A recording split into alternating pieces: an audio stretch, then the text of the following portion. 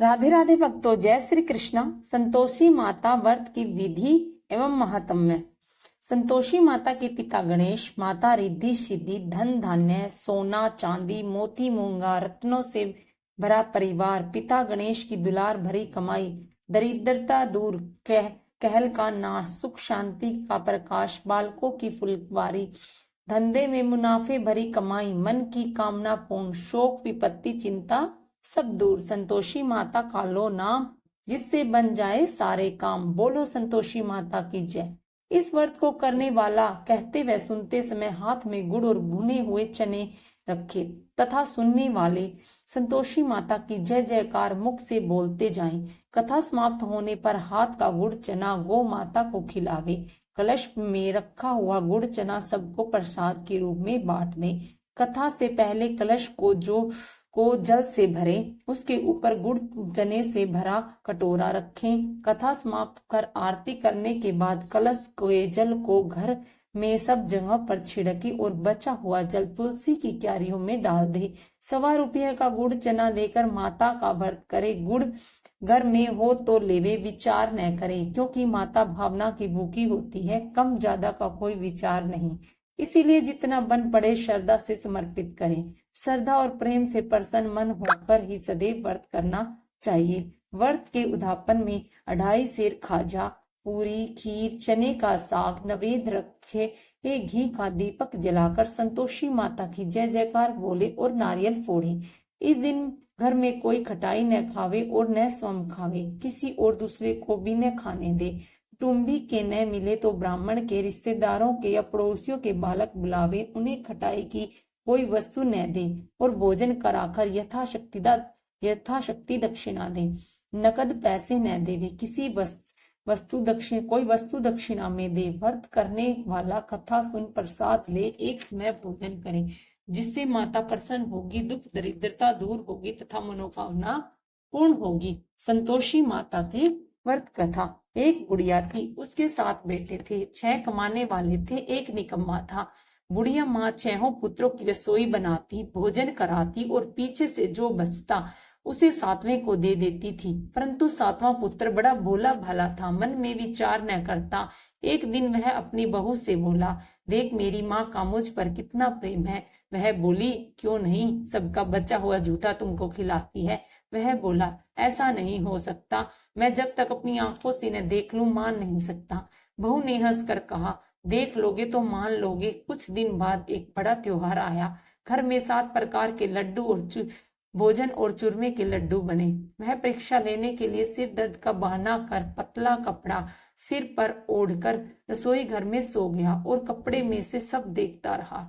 6 भाई भोजन करने आए। उसने देखा माँ ने उनके लिए सुंदर सुंदर आसन बिछाए हैं, 7 प्रकार की रसोई परोसी। वह आग्रह करके जिमाती रही, वह देखता रहा। 6 भाई जब भोजन कर उठे तब माँ ने उनकी झूठी थालियों में से लड्डुओं के टुकड़ों को उठाया और एक लड्डू बनाया। झूठन साफ कर बुढ़िया माँ ने पुकारा, उठ बेटा, 6 भाई भोजन कर गए, अब तू ही बाकी है, उठ भोजन कर ले। उसने कहा, माँ मुझे भोजन नहीं करना, मैं परदेश जा रहा हूँ। माता ने कहा, कल जाना है तो आज ही जा। वह बोला, हाँ हाँ आज ही चला जा रहा हूँ। यह कह वह घर से निकल गया। चलते समय बहू की याद आई। वह गौशाला में कंडे थाप रही थी। जाकर बोला, दोहा, जब जावे परदेश को आवे कुछ काल, तुम रहियो संतोष से धर्म अपनो पाल। जो 2 निशानी अपनी देख धरू मैं धीर, सुधी हमारी मत बिसारियो, राखियो मन गंभीर। वह बोला, मेरे पास तो कुछ नहीं है, यह अंगूठी है सो ले लो और अपनी कुछ निशानी मुझे दे दो। वह बोली, मेरे पास क्या है, यह गोबर भरा हाथ है। यह कहकर उसकी पीठ पर गोबर के हाथ की थाप मार दी और वह चल दिया। चलते चलते दूर देश में पहुंचा। वहां पर एक साहूकार की दुकान थी। वहां जाकर बोला, सेठ जी मुझे नौकरी पर रख लो। साहूकार को जरूरत थी। साहूकार ने कहा, काम देखकर दाम मिलेंगे। साहूकार की नौकरी मिली। वह सवेरे 7 बजे से रात्रि 12 बजे तक काम करने लगा। उस दिन में दुकान का लेन देन, हिसाब किताब, ग्राहकों को माल बेचना, सारा काम करने लगा। साहूकार के 7-8 नौकर थे। वे सब चक्कर खाने लगे। वह बहुत होशियार बन गया है। सेठ ने भी उससे काम देखा और 3 महीने में ही उसे मुनाफे का साझीदार बना लिया। 12 वर्ष में वह नामी सेठ बन गया और मालिक सारा कारोबार उस पर छोड़कर बाहर चला गया। इधर बहू पर क्या बीती सो सुनो। सास ससुर उसे दुख देने लगे, सारी गृहस्थी का काम करा कर उसे लकड़ी लेने जंगल में भेजते। इस बीच घर की रोटियों के आटे में से जो भूसी निकलती उसकी रोटी बनाकर रख दी जाती। फूटे नारियल के कटोरी में पानी। इस तरह दिन बीतते रहे। एक दिन वह लकड़ी लेने जा रही थी कि रास्ते में बहुत सी स्त्रियां संतोषी माता का व्रत करती दिखाई दी। वहां वह खड़ी होकर कहने लगी, बहनों, यह तुम किस देवता का व्रत करती हो और इसके करने से क्या पुण्य होता है? इस व्रत के करने की क्या विधि है? यदि तुम अपने इस व्रत का विधान मुझे समझा कर कहोगी तो मैं तुम्हारा बड़ा उपकार मानूंगी। तब उनमें से एक बोली, सुनो, यह संतोषी माता का व्रत है। इसके करने से निधनता दरिद्रता का नाश होता है, लक्ष्मी आती है, मन की चिंताएं दूर होती हैं, घर में सुख होने से मन को प्रसन्नता और शांति मिलती है, निपुत्री को पुत्र मिलता है, पति बाहर गया हो तो शीघ्र ही आ जाता है, कुंवारी कन्या को मन पसंद वर मिलता है, राजद्वार में बहुत दिनों से मुकदमा चलता हो तो समाप्त हो जाता है, कलह क्लेश की निवृत्ति हो, सुख शांति हो, घर में धन जमा हो, पैसा जायदाद का लाभ होता है और भी मन में जो कुछ कामना हो सब इस संतोषी माता की कृपा से पूरी हो जाती है। इसमें संदेह नहीं। वह पूछने लगी, यह व्रत कैसे किया जावे, यह भी बताओ तो बड़ी कृपा होगी। स्त्री बोली, 1.25 रुपये का गुड़ चना लेना, इच्छा हो तो 5.25 रुपये का लेना, 10.25 रुपये का भी सहूलियत के अनुसार लेना, बिना परेशानी श्रद्धा और प्रेम से जितना बन सके सवाया लेना, 5.25 रुपये से 10.25 रुपये तक और इससे भी ज्यादा शक्ति और भक्ति के अनुसार गुड़ और चना लेना, हर शुक्रवार को निराहार कथा कहना, सुनना और इसके बीच कर्म टूटे नहीं, लगातार नियम पालन करना, सुनने वाला कोई न मिले तो घी का दीपक जलाकर उसके आगे और जल के पात्र को रखकर कथा कहना, नियम न टूटे, जब तक कार्य सिद्ध न हो नियम पालन करना और कार्य सिद्ध हो जाने पर व्रत का उद्यापन करना। 3 मास में माता पूरा फल देती है। यदि किसी के खोटे ग्रह हो तो भी माता 1 वर्ष में अवश्य कार्य सिद्ध करती है। कार्य सिद्ध होने पर ही उद्यापन करना चाहिए, बीच में नहीं। उद्यापन में 2.5 सेर आटे का खाजा और इसी अनुसार से खीर और चने का साग तैयार करना, 8 लड़कों को भोजन कराना, जहां तक मिले देवर जेठ भाई बंधु कुटुंब के लड़के लेना, न मिले तो रिश्तेदारों और पड़ोसियों के लड़के बुलाना, उन्हें भोजन करा, यथाशक्ति दक्षिणा दे, माता का नियम पूरा करना, उस दिन घर में कोई खटाई न खाए।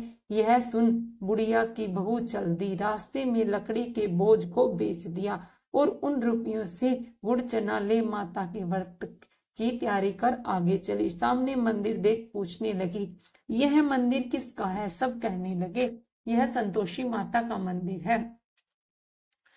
हे माँ जगत जननी, मैं बहुत दुखी हूँ, मेरा दुख दूर करो, मैं तेरी शरण में आई हूँ। माता को दया आई। एक शुक्रवार बीता, दूसरा शुक्रवार को ही उसके पति का पत्र आया, तीसरे को उसका भेजा हुआ पैसा आ पहुंचा। यह देखकर जेठानियां मुंह सिकोड़ने लगी, इतने दिनों बाद इतना पैसा आया, इसमें क्या बढ़ावा है? लड़के ताना देने लगे, काकी के पास अब पत्थर आने लगे, रुपया आने लगा, अब तो काकी की खातिर बढ़ेगी, अब तो काकी बुलाने से भी नहीं बोलेगी। बेचारी सरलता से कहती है, भैया पत्थर आवे रुपया आवे तो हम सबके लिए अच्छा है। ऐसा कहकर आंखों में आंसू भरकर संतोषी माता के मंदिर में मातेश्वरी के चरणों में गिरकर रोने लगी। माँ, मैंने तुमसे पैसा नहीं मांगा, मुझे पैसे से क्या काम है, मुझे तो अपने सुहाग से काम है, मैं तो अपने स्वामी के दर्शन और सेवा मांगती हूँ। तब माता ने प्रसन्न होकर कहा, जा बेटी, तेरा स्वामी आएगा। यह सुन खुशी से बावली हो घर जाकर काम करने लगी। अब संतोषी माँ विचार करने लगी, इस भोली पुत्री से मैंने कह तो दिया है कि तेरा पति आएगा, पर आएगा कहाँ से? वह तो इसे स्वप्न में भी याद नहीं करता। यदि उसे याद दिलाने के लिए मुझे जाना पड़ेगा। इस तरह माता उस बुढ़िया के बेटे के पास जा स्वप्न में प्रकट हो कहने लगी, साहूकार के बेटे सोता है या जागता है? वह कहता है, माता सोता भी नहीं हूँ, जागता भी नहीं हूँ, बीच में हूँ, कहिए क्या आज्ञा है? माँ कहने लगी, तेरा घर बार है या नहीं? माँ बोली, पुत्र तेरी घरवाली बहुत कष्ट उठा रही है। वह बोला, हाँ माता, यह तो मुझे मालूम है, परंतु जाऊं कैसे? प्रदेश की बात है, लेन देन का कोई हिसाब नहीं, कोई जाने का रास्ता नजर नहीं आता, कैसे चला जाऊं? माँ कहने लगी, मेरी बात मान, सुवेरे नहा धो संतोषी माता का नाम ले, घी का दीपक जला, दंडवत कर दुकान पर जा बैठना। देखते देखते तेरा लेन देन सब चुक जाएगा, जमा का माल बिक जाएगा, सांझ होते होते धन के ढेर लग जाएंगे। अब तो वह सवेरे बहुत ही जल्दी उठ मित्र बंधुओं से अपने सपने की बात कहता है। वे सब उसकी बात अनसुनी कर हंसी उड़ाने लगती हैं। कहीं स्वप्न भी सच्चे होते हैं। एक बूढ़ा बोला, देख भाई, मेरी बात मान, इस तरह साच या झूठ कहने के बदले देवता ने जैसा कहा वैसे ही करने में तेरा क्या जाता है? अब बूढ़े की बात मानकर नहा धोकर संतोषी माता को दंडित कर घी का दीपक जला दुकान पर बैठा। थोड़ी देर में वह क्या देखता है कि देने वाले रुपया लाए, लेने वाले हिसाब लाए, कोठे से भरे सामानों की खरीदार नकद में सौदा करने लगे। शाम तक धन के ढेर लग गए। मन में माता का नाम ले प्रसन्न हो घर जाने के वास्ते गहना कपड़ा सामान खरीदने लगा। यहाँ किस के काम से निपट कर घर को रवाना हुआ। उधर उसकी बहू बेचारी जो जंगल में लकड़ी लेने जाती है, लौटते वक्त माता जी के मंदिर में पर विश्राम करती है। वह तो उसका रोज रुकने का स्थान ठहरा। दूर से धूल उड़ी देख वह माता से पूछती है, हे माता, यह धूल कैसी उड़ रही है? माँ कहती है, हे पुत्री, तेरा पति आ रहा है। अब तू ऐसा कर, लकड़ियों के 3 बोझ बना, एक नदी के किनारे रख, दूसरा मंदिर पर, तीसरा सिर पर। तेरे पति को लकड़ी का गट्ठा देखकर मोह पैदा होगा, वह यहाँ रुकेगा, नाश्ता पानी बना खाकर माँ से मिलने जाएगा। तू लकड़ी के बोझ को उठा कर जाना और बीच चौक में गट्ठा डालकर 3 आवाजें जोर से लगाना, लो सासू जी लकड़ियों का गट्ठा लो, भूसी की रोटी दो, नारियल के कोपड़े में पानी दो, आज कौन मेहमान आया है? माँ की बात सुनकर बहुत अच्छा माता जी कहकर प्रसन्न माँ मन हो लकड़ियों के 3 गट्ठे ले आई, एक नदी के तट पर, एक माता के मंदिर पर रखा। इतने में ही वह मुसाफिर आ पहुंचा। सूखी लकड़ी देखकर उसकी इच्छा हुई कि अब वह निवास करे और भोजन बना खा पीकर गांव को चले। इस प्रकार भोजन बना विश्राम ले गांव को गया। उसी समय बहू सिर पर लकड़ी का गट्ठा लिए आती है, उसे आंगन में डाल जोर से 3 आवाजें देती है, लो सासू जी लकड़ी का गट्ठा लो, भूसी की रोटी दो, नारियल के खोपड़े में पानी दो, आज कौन सा मेहमान आया है? यह सुनकर उसकी सास अपने दिए हुए कष्टों को बुलाने हेतु कहती है, बहू ऐसा क्यों कहती है? तेरा पति ही तो आया है, आ बैठ, मीठी भात खा कर कपड़े गहने पहन। इतने में आवाज सुनकर स्वामी बाहर आता है और अंगूठी देखकर व्याकुल हो जाता है। माँ से पूछता है, यह कौन है? माँ कहती है, बेटा यह तेरी बहू है। आज 12 वर्ष हो गए जब से तू गया है, तब से सारे गांव में जानवर की तरह भटकती फिरती है, काम काज घर का कुछ करती नहीं, 4 समय आकर खा जाती है। अब तुम्हें देखकर भूसी की रोटी और नारियल के खोपड़े में पानी मांग रही है। वह लज्जित हो जाता है। ठीक है माँ, मैंने इसे भी देख लिया और तुम्हें भी। अब मुझे दूसरे घर की चाबी दो, मैं उसमें रहूंगा। ठीक है बेटा, जैसी तेरी मर्जी। यह कहकर माँ ने चाबी का गुच्छा पटक दिया। उसने चाबी का गुच्छा लेकर दूसरे कमरे को खोलकर सारा सामान जमाया। एक दिन में ही वह राजा के महल जैसा ठाठ बाट बन गया। अब क्या था, वह सुख भोगने लगी। तत्पश्चात अगला शुक्रवार आया। उसने अपने पति से कहा, मुझे माता का उद्यापन करना है। उसका पति बोला, बहुत अच्छा, खुशी से करो। तुरंत ही वह उद्यापन की तैयारी करने लगी। जेठ के लड़के को भोजन के लिए कहने गई।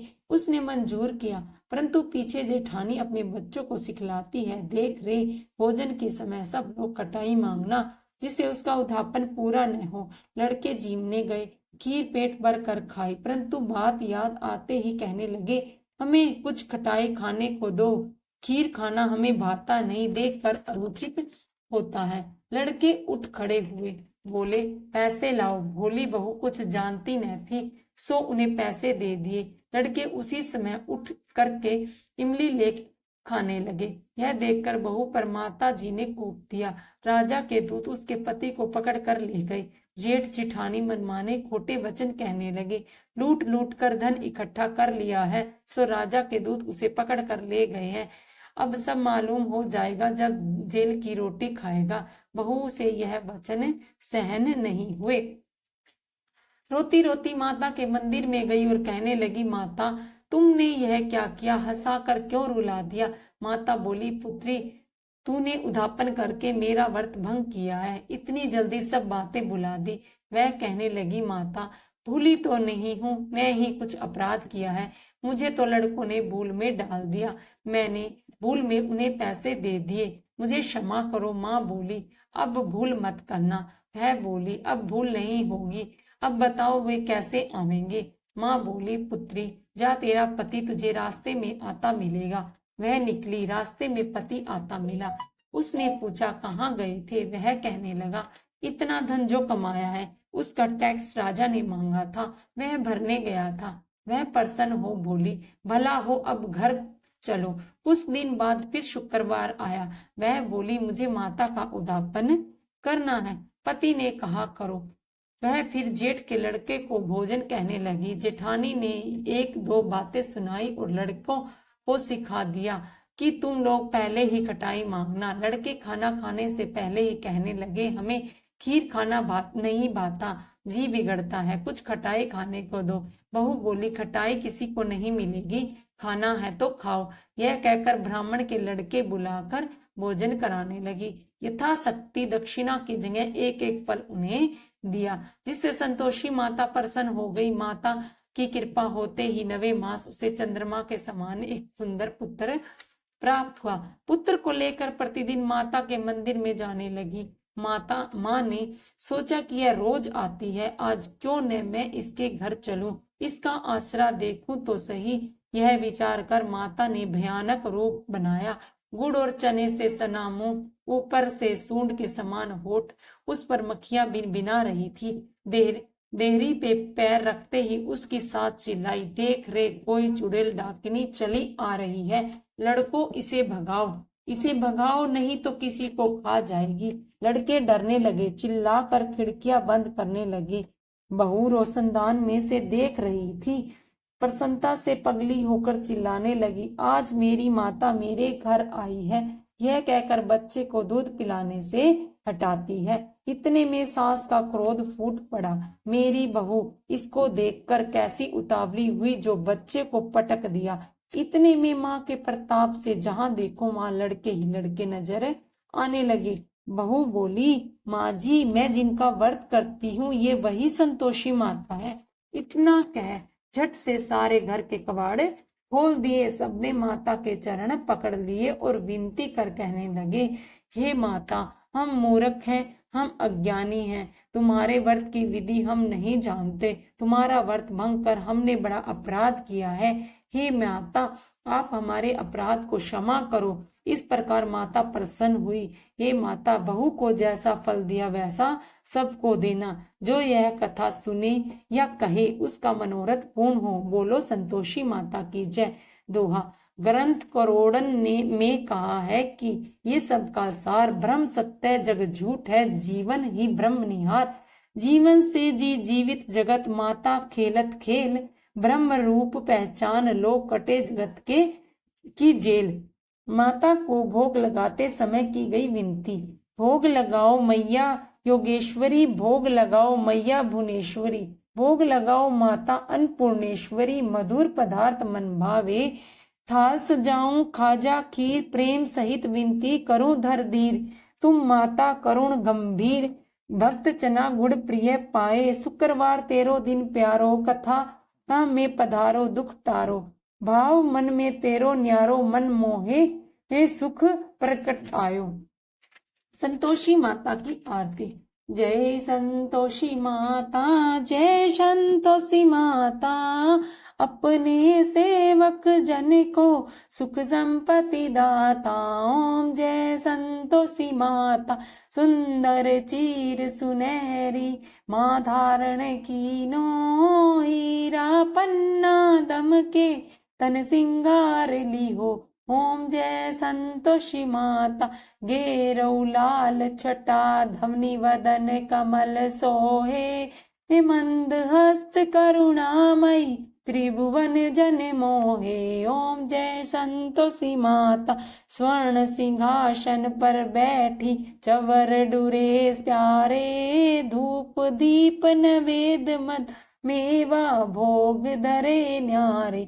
ओम जय संतोषी माता, गुड़ अरु चना परम प्रियतमा, तामे संतोष कियो, संतोषी कहलाई, भगतन वैभव दियो। ओम जय संतोषी माता, शुक्रवार प्रिय मानत, आज दिवस सोही, भक्त मंडली छाई, कथा सुनत मोही। ओम जय संतोषी माता, भक्ति भाव मय पूजा, अंगीकृत की जो, सो मन बसे हमारे, इच्छित फल दीजो। ओम जय संतोषी माता, मंदिर जगमग ज्योति, मंगल धवनी छाई, विनय करे हम बालक, चरणन शिर नाई। ओम जय संतोषी माता, दुख दरिद्र रोगी संकट मुक्त किए, बहु धन धान्य भरे, घर सुख सौभाग्य दिए। ओम जय संतोषी माता, ध्यान धरो जाने तेरा, मन वांछित फल पायो, पूजा कथा स्मरण कर, घर आनंद दीजो। ओम जय संतोषी माता, शरण गए की लाज राखिए, जगदम्बे संकट तू ही निवारे, दयामयी अम्बे। ओम जय संतोषी माता, संतोषी माता की आरती। जो कोई नर जन गावे, रिद्धि सिद्धि सुख संपत्ति, जी भर के पावे। ओम जय संतोषी माता, बोलो संतोषी माता की जय। लक्ष्मी माता जी की आरती।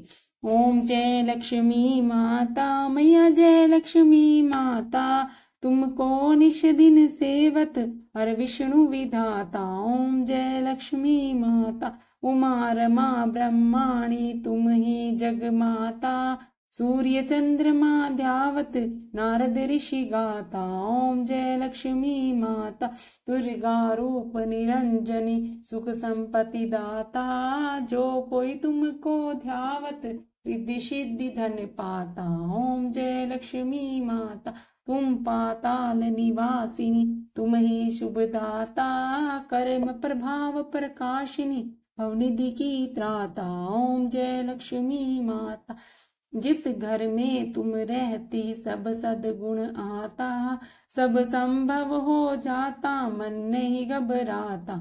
ओम जय लक्ष्मी माता, तुम बिन यज्ञ न होते, वस्त्र न कोई पाता, खान पान का वैभव सब तुमसे आता। ओम जय लक्ष्मी माता, शुभ गुण मंदिर सुंदर, शिरोधिधि जाता, रत्न चतुर्दिश तुम बिन कोई नहीं पाता। ओम जय लक्ष्मी माता, माँ लक्ष्मी जी की आरती। जो कोई नर गाता, उर आनंद समाता, पाप उतर जाता। ओम जय लक्ष्मी माता, बोलो लक्ष्मी माता की जय। संतोषी माता की जय। राधे राधे भक्तों, जय श्री कृष्णा।